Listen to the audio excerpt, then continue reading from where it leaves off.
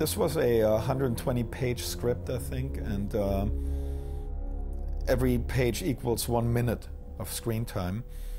We always knew it would be, at the end, a 90-minute-long movie. There's only, a limited amount of tolerance that people have. So we knew some stuff would go.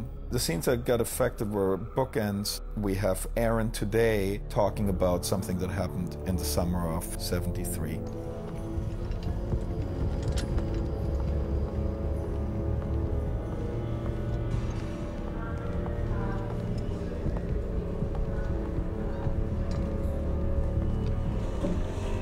Hi, my name is Randy Fletcher.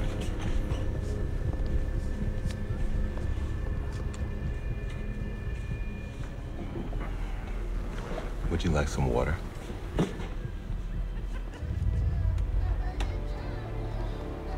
What makes you think they got the wrong man?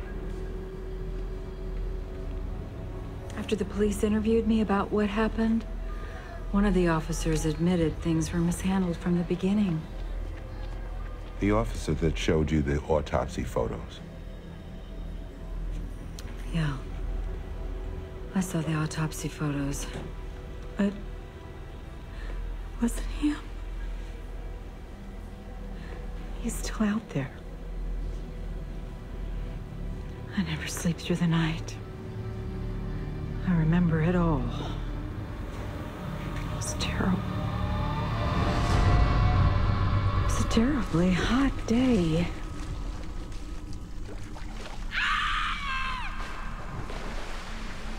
It was very clear we had to find an actress that looked like maybe at some point she was Jessica.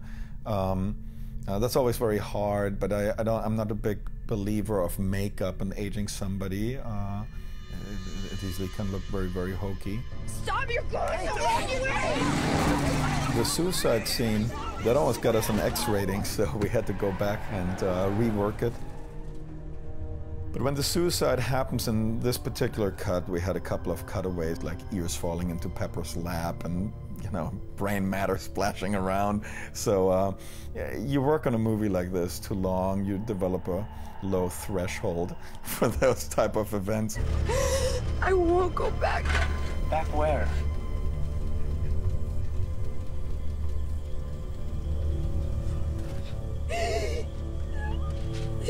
He's a bad man. He's a really bad man.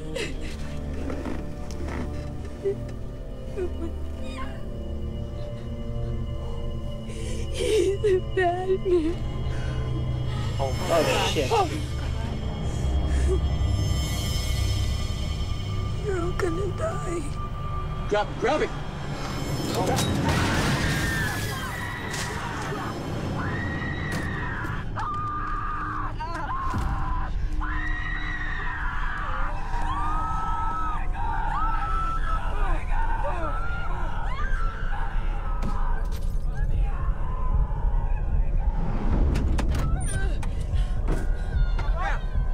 The actual cut, the blood is less red, which I think is actually much scarier in a way. I like that it's dark, and I never like blood that looks like syrup or ketchup or whatever, We usually use Bosco or stuff that's more muted. Ain't no sheriff here. I think we should drop off the body and get the hell out of here. Altogether, there was much more character exposition in the original cut as we had it planned. There was some good stuff there. The more you invest in the characters, the scarier the movie is at the end, and the more of a sense of loss there is, once you see them hanging off meat hooks. Maybe we should vote on it. Kemper, no. Why not, Aaron? It is a democracy. Hey, what if that old lady got our plates? We could get in a lot of trouble. I mean, you heard her. What you do is your own business. It's fucking gospel to these rednecks. It isn't right. What? Why do you think I haven't been drinking or smoking or doing anything this entire trip? Did you think about that? Aaron, I don't know. Okay? I mean, I can't read your mind. I'm trying, but... I'm pregnant. You're gonna be a dad, Kemper. And I am not having our baby in prison. So take care of this.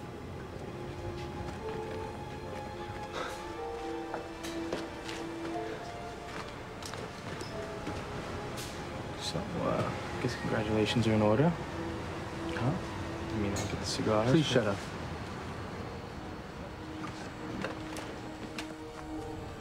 Now you tell me. Just go away. Look, give me a break, all right? I mean, I just need a minute to digest all of this. Later on, we took it out. It just ran too long. There was too much talk and to do about Kemper having to take responsibility for the child and act like a father now and grow up finally.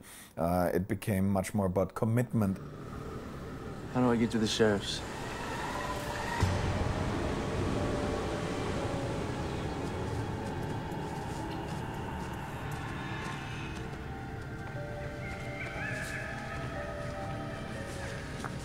Why didn't you tell me sooner? I wanted you to propose for the right reason. Hey, what does that mean? Baby, I want you to marry me because you want to, not because you have to. I want to. All right, I want to. I promise you. I just want to wait for the right time. Yeah, sure. Come on, you don't want to marry some dirty mechanic. I want something better than that for us.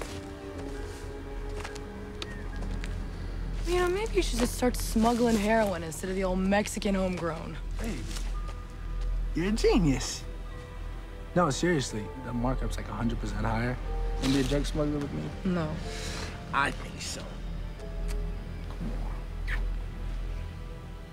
I really don't want to get fat. You were gonna make a beautiful fat lady. Shut up.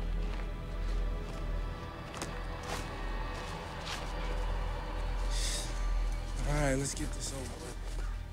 I felt that the baby, which you never see, is not really that much of an emotional trigger.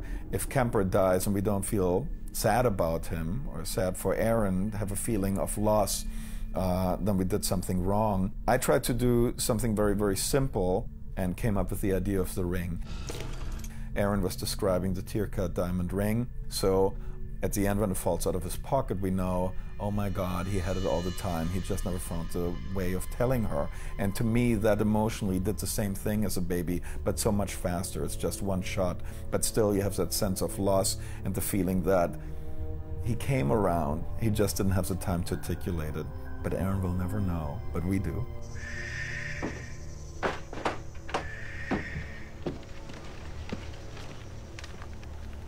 Hey.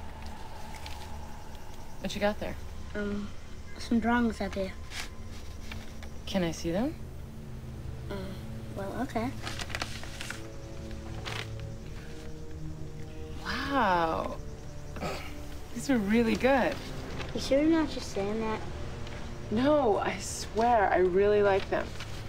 Want to see the rest of them I done? Sure. Oh, come on. Don't we? Oh, of course. Where you going? Come on.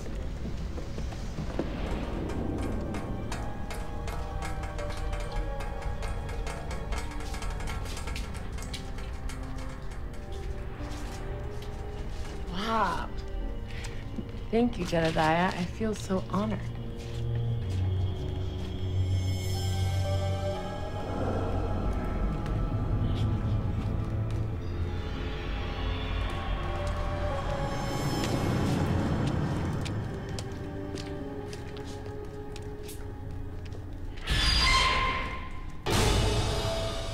This is a scene I actually regret that it's not in the movie. Little Jedediah is somebody I always wanted to get a better sense of. And I think people were missing that. What was he all about, you know? You just want to get to know him a little bit. You know, he's a kind of local who could swing, become bad like all the others, or there's maybe a little bit of a hope for a better future here. So he balanced it out, and this was just a scene where we got to know him better and the kids better, but it didn't pace out that well. It sort of stalled the action in a big way. I'm still on the fence. I'm watching it now and I wish it would be in. Nobody wants to see on camera how somebody gets sliced from below. So we shot cutaways, his face screaming and a little blood splatter against the wall, but even that seemed to be too much for many. So 2 shots had to go out, which really don't show you all that much, but somehow leave me wondering what did really happen to him by removing them. There's a reason for rating boards.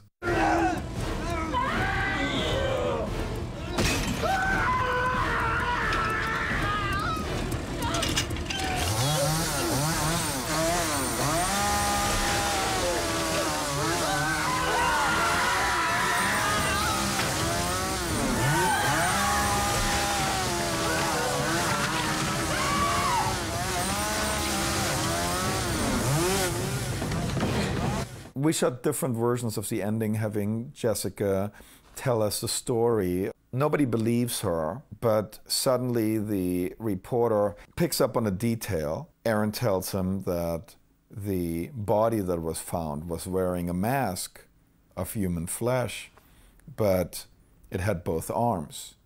Leatherface would only have one arm. So here the reporter suddenly realizes that there's maybe something to her story after all.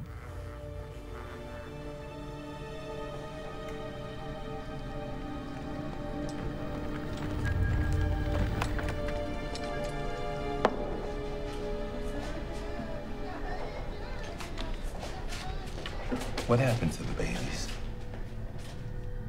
They're with their foster families. They're happy. What makes you think they got the wrong man? The body in the autopsy photos had 2 arms. He only had one.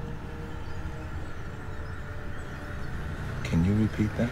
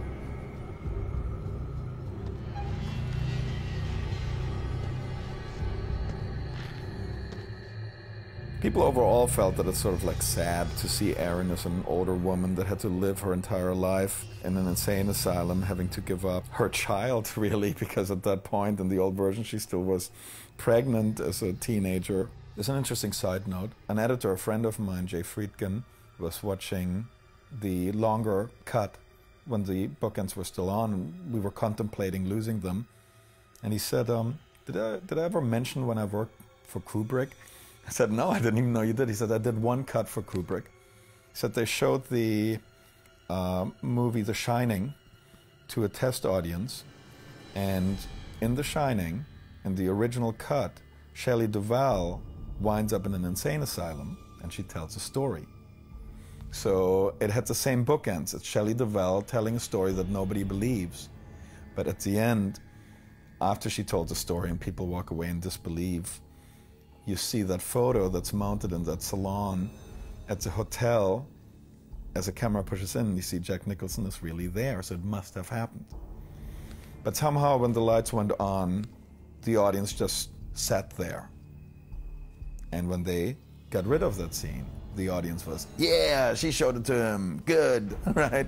So one cut changed how an entire movie was perceived. Ironically, we did exactly the same thing. This is the only known image of Thomas Hewitt, the man they call Leatherface. The case today still remains open.